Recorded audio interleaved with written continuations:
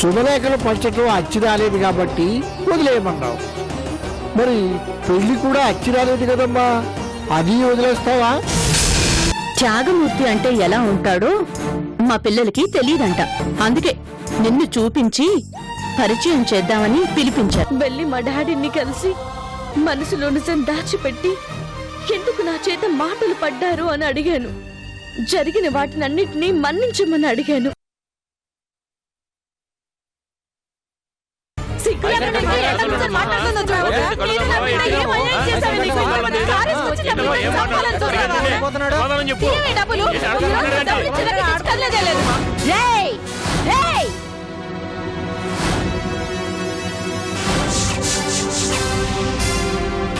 ఏంట్రా అది?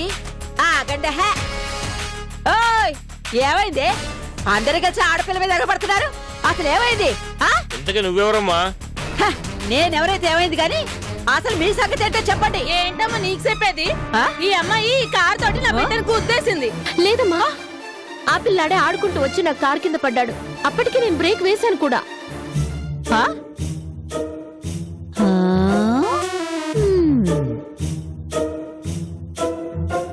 ఇంతకీ నీ పిల్లాడికి ఏమైందో చూసావా?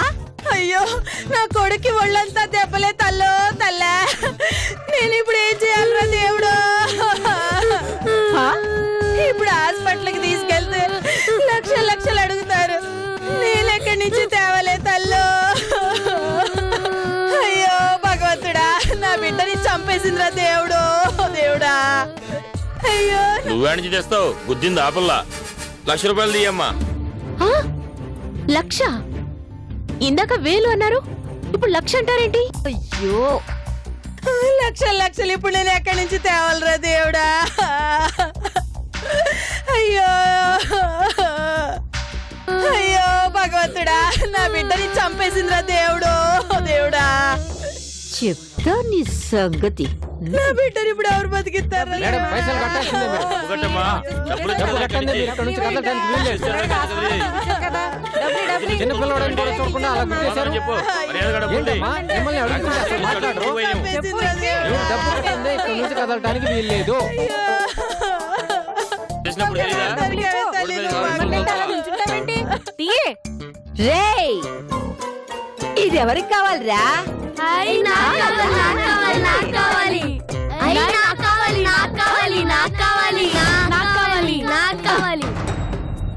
ఎరా, నీకు కావాలా?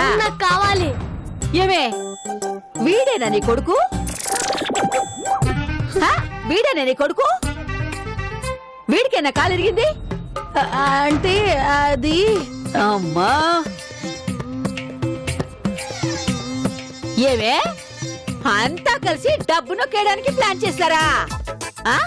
అమ్మా, వీళ్ళిట్ట కాదమ్మా, పోలీసుని పిలువు, వాళ్ళు ఇస్తారు లక్షలు. అమ్మా, నువ్వు ఫోన్ చేయమ్మా. అక్క, ఇప్పుడు ఎందుకు లేక? మా పిల్లడికి ఏం కాలేదు. మీ దారిని మీరు పోండి, మా దారిని మేము పోతాం. పదండ్రో, పదండి. సరా, పదండి అన్న, పదండి. పదండి అమ్మా. ఇదొకటి. ఇంకోసారి ఇలాంటి నాటకాలు ఆడారో పళ్ళు రాలిపోతాయా? అమ్మా, మీరెళ్ళండమ్మా. ఈ ఎదవలకి ఇట్టాటి మామూలే. కారు బస్సులోకి వచ్చిందంటే చాలు ఇలాంటి నాటకాలు చాలా మొదలు పెడతారు.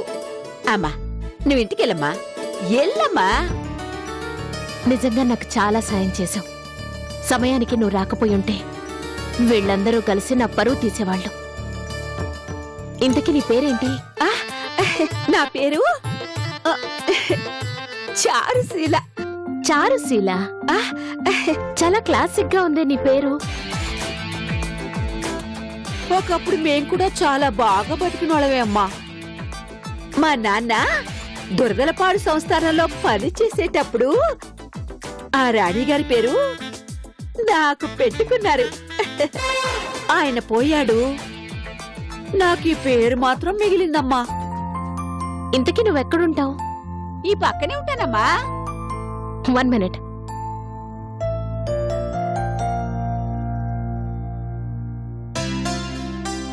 ఇదిగో ఈ డబ్బుంచు. నాకెందుకమ్మా? నువ్వు చేసిన సాయం ఎప్పటికీ మర్చిపోలేను చారుశీల. ఏదో నా సంతృప్తి కోసం తీసుకో. ఆ, వద్దు, నా గుర్తునే డబ్బు తీసుకోవడం అలవాట్లేదమ్మా.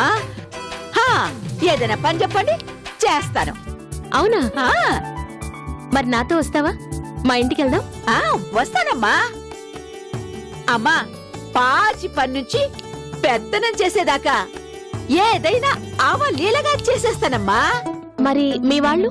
ఆ, హా, నా దగ్గర డబ్బులుండేటప్పుడు అందరూ ఉండేవాళ్ళమ్మా. డబ్బుతో పాటు అందరూ పోయారు. చివరికి నా మొగుడు కూడా నన్ను వదిలేసి వాడి దారిన వాడు పోయాడమ్మా. మరి పిల్లలు? ఆహ్, దేవుడు కనికరించుంటే నీ అంత కూతురు నాకు తోడుగా ఉండేదమ్మా. హ, నాకు అదృష్టం లేకుండా చేశాడు. ఓ అనాథలా బతుకుతున్నానమ్మా. ఈ క్షణం నుంచి నువ్వు అనాథవి కాదు చార్సీల. నాతో ఉందో గాని రా వెళదాం. హా? రా. ఆ, ఆ, ఆ.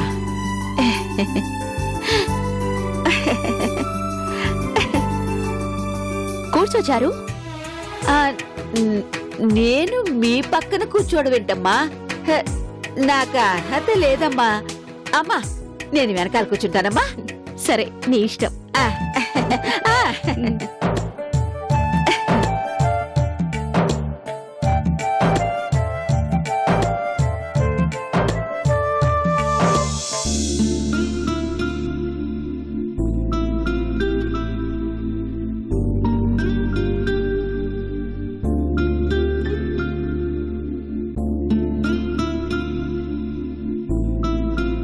మీరెన్నిసార్లు అట్టలు మార్చినా వాళ్ళు ఇలా చింపేస్తూనే ఉంటారమ్మా.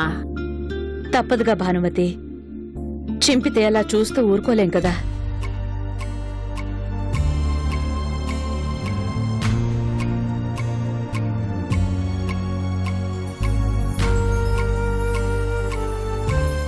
అక్క, రాజేంటి?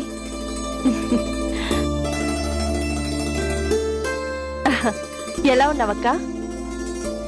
నేను బాగానే ఉన్నానమ్మా. నువ్వెలా ఉన్నావు? బాగున్నానక్క. ఇదిగో పెళ్లి శుభలేఖ.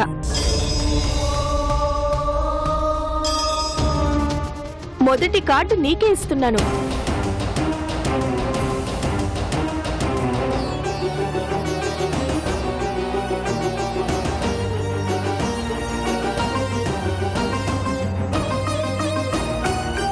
తీసుకో అక్క.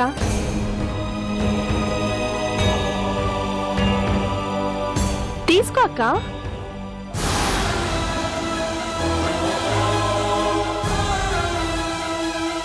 అక్క, నా తరపున పెద్దదానివి నువ్వే. నాకు అక్కగా నిలబడి ఈ పెళ్లి జరిపించాలి. నీలాంటి మంచి మనిషి చేతుల మీదుగా ఈ పెళ్లి జరిగితే నా జీవితం ఇక ముందైనా బాగుంటుందని ఆశ. భానుమతి, నువ్వు కూడా తప్పకుండా నా పెళ్లికి రావాలి. అలాగేనమ్మా. అక్క, నువ్వు అందరిలా పెళ్లి రోజు రావడం కాదు, కాస్త ముందుగానే వచ్చి నాతో పాటుగా ఉండాలి. అన్ని నువ్వే దగ్గరుండి చూసుకోవాలక్క, సరేనా? అలాగేనమ్మా. ఏది ఉన్నా లేకపోయినా వయసు తెచ్చిన పెద్దరికం ఉంది కదా, ఆ పెద్దరికం కోసమైనా రావాలి. వస్తాను. ఏంటక్క అంత బాధగా మాట్లాడుతున్నావు? నేనేమన్నా నిన్ను ఇబ్బంది పెడుతున్నానా? కురుక్షేత్ర యుద్ధం మొదలవుతూ ఉంటే ధర్మరాజు ముందుకొచ్చి భీష్ముడికి ద్రోణుడికి దండం పెట్టి, తాత మీరెలా చచ్చిపోతారో చెప్పండి అని అడిగాడట. అది వాళ్ళని ఇబ్బంది పెట్టే ప్రశ్న లేక భక్తితో అడిగిన ప్రశ్న అంటే మనం ఏం చెప్పగలం జయంతి? వాళ్ళ పెద్దరికం నిలబెట్టుకోవడం కోసం ఎలా సమాధానం చెప్పారో నేను అదే పరిస్థితుల్లో ఉన్నాను.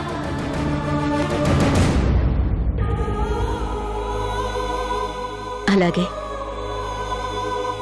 వస్తాను. పెళ్లికొచ్చి నీ తరపున నిలబడతాను. చాలా థ్యాంక్స్ అక్క. వస్తాను. కార్డ్స్ ఇంకా చాలా మందికి పంచాలి. నేను బయలుదేరుతానక్క. ఆ భానుమతి, పెళ్లికి మన ఆశ్రమంలో ఉన్న పిల్లలందరినీ కూడా తప్పకుండా తీసుకురా, సరేనా? మర్చిపోద్దే. వస్తానక్క.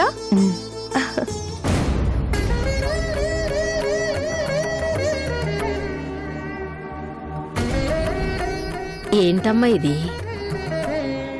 జయంతి కావాలని వచ్చి పిలిచినట్టు లేదు.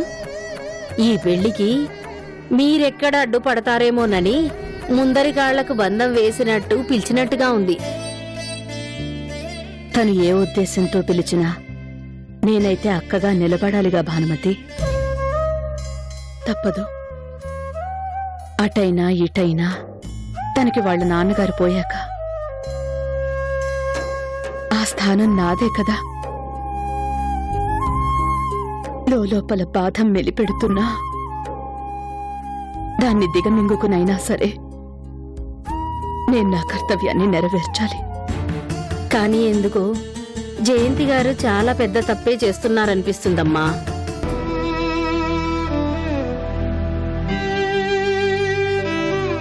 తప్పొప్పులు ఎంచుకోవటానికి మనం ఎవరం?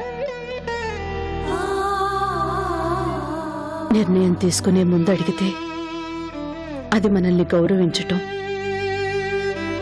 నిర్ణయించుకున్న తర్వాత చెప్తే మన గౌరవాన్ని దక్కించుకోమని చెప్పడం. ఇప్పుడు మన గౌరవాన్ని మనం కాపాడుకోవాలి తప్ప ఏమి చేయలేం.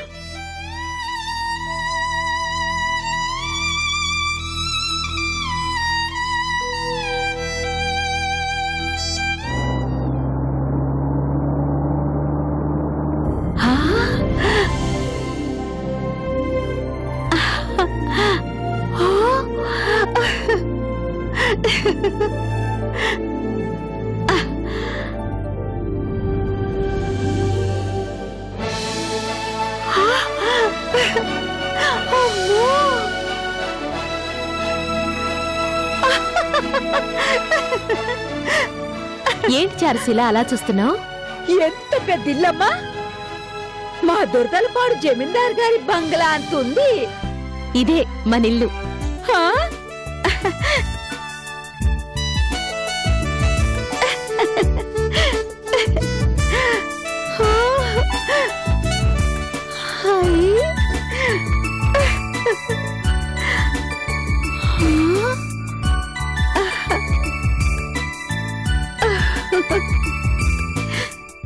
ఇల్లు చాలా బాగుందమ్మా.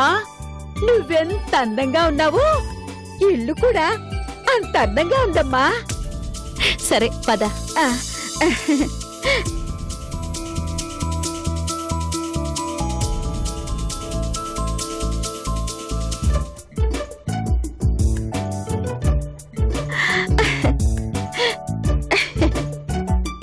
ఇల్లు మొత్తం బాగుంది గాని ఎక్కడుండాల్సినవి అక్కడ మాత్రం లేవమ్మా. ఏంటి? అవునమ్మా. ఆ, ఆ, ఇదిగో ఇది ఇక్కడ ఉండడం కంటే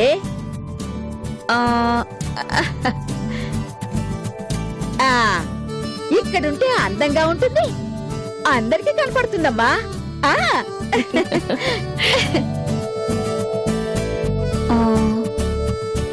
హా.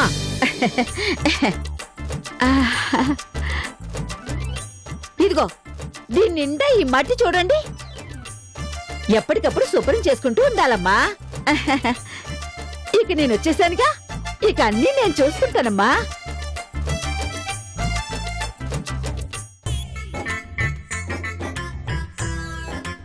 అవునమ్మా, ఇల్లు మాత్రం లంకంతుంది. మరి ఇంట్లో ఎవరు కనిపించరేంటమ్మా? అమ్మాయి గారు కాఫీ తెమ్మంటారా? చారుశీల, కాఫీ తాగుతావా? ఆ, ఆ, ఇదిగో షుగర్ ఎక్కువేసి డికాషన్ తక్కువేసి పట్రా. విన్నావుగా, తీసుకురా. ఈవిడెవరమ్మా? చారుశీల అని ఇక నుంచి మన ఇంట్లోనే ఉంటుంది.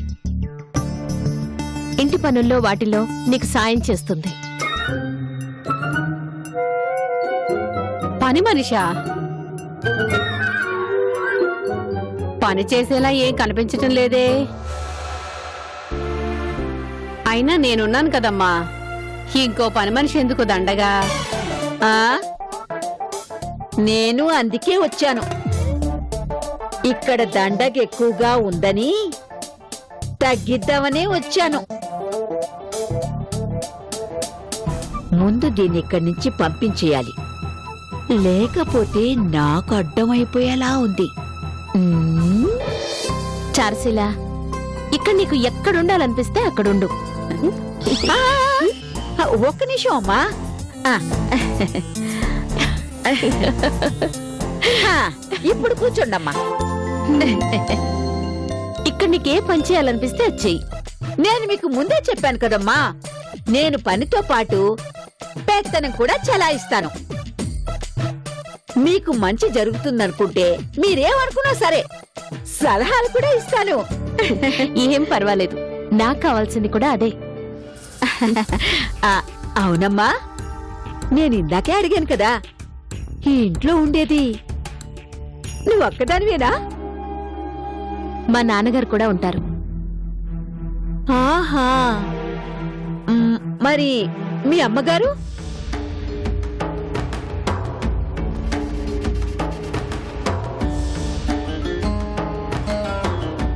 అదిగో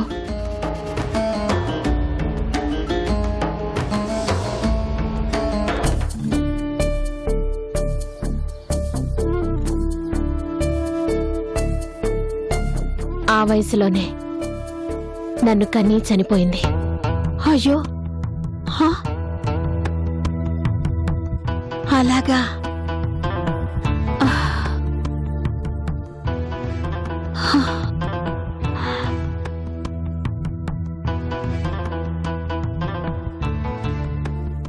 చూస్తుంటే దేవతలా ఉందమ్మా. అంటే మీరు అమ్మ లేకుండా పెరిగారా? అమ్మే కాదు, అసలు ఎవరూ లేకుండా పెరిగాను. అదేంటమ్మా? అదంతా ఒక పెద్ద కథలే. వదిలే, వీలు దొరికినప్పుడు చెప్తాను. నువ్వేం దిగులు పడకమ్మా. ఇక నుంచి నీకే కష్టం రాకుండా నేను చూసుకుంటానమ్మా. అమ్మ లేకపోయినా అమ్మలాగే నీకేది కావాలంటే అది అందిస్తానమ్మా. సరేనా? సరే.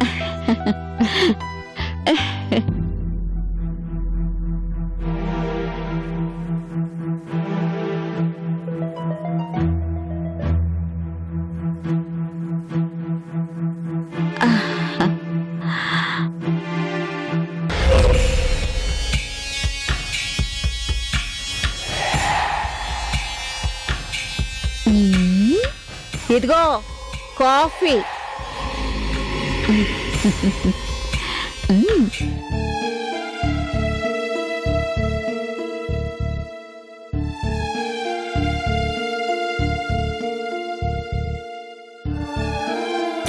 ఏది ఉన్నా లేకపోయినా వయసు తెచ్చిన పెద్దరికం ఉంది కదా, ఆ పెద్దరికం కోసమైనా రావాలి.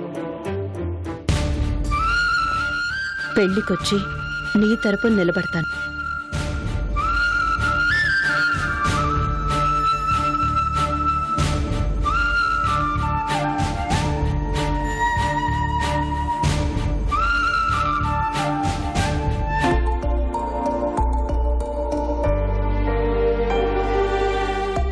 జై, నేను రెడీ. బయలుదేరదామా?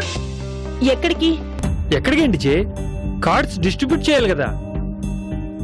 నువ్వు రెడీ అయ్యాలంటే తొందరగా రెడీ అయ్యో, ఓకే? టిఫిన్ అది బయట చేద్దాం, ఓకేనా? లిస్ట్ చాలా ఉంది జే, కమాన్. ఇప్పుడు ఎందుకులే నవీన్, తర్వాత పంచుదాంలే. ఇంకెప్పుడు జే? మనకి టైం సరిపోదు కదా. పెళ్ళికి ఇంకా 4 రోజులు టైం ఉంది కదా, తర్వాత పంచొచ్చులే. బా, 4 రోజులంటే ఎంతలో తిరిగి వస్తా చెప్పు? కార్డ్స్ పని అయిపోతే మనం ఇంకో పని చేసుకోవచ్చు. హాల్ బుక్ చేసుకోవాలి, క్యాటరింగ్ ఫిక్స్ చేసుకోవాలి, వచ్చే గెస్ట్లకి హోటల్ అకామిడేషన్ చూడాలి. అరే చాలా పనులు ఉన్నాయి, టైం లేదు. మనం అబ్బా ప్లీజ్ నవీన్, నా మూడ్ బాలేదు, నన్ను కాసేపు వదిలేయి. జే కావాలంటే ఇంపార్టెంట్ అనుకున్న వాళ్ళకి ఫోన్ చేసి చెప్పు. మిగిలిన వాళ్ళ సంగతి తర్వాత చూసుకోవచ్చు. నన్ను డిస్టర్బ్ చేయకు ప్లీజ్. ఏమైంది జే? ఏదైనా ప్రాబ్లమా? అదేం లేదు. 4 రోజుల నుంచి నిన్ను అబ్జర్వ్ చేస్తున్నాను జే. ఎందుకు నువ్వు చాలా డిస్టర్బ్ గా ఉన్నావు? ఏదో తెలియని బాగా భయం నీలో కనిపిస్తుంది. అసలేం జరిగింది జే? ఈ పెళ్లి విషయంలో ఏదైనా రాంగ్ స్టెప్ తీసుకున్నానా అని నీకు అనిపిస్తుందా?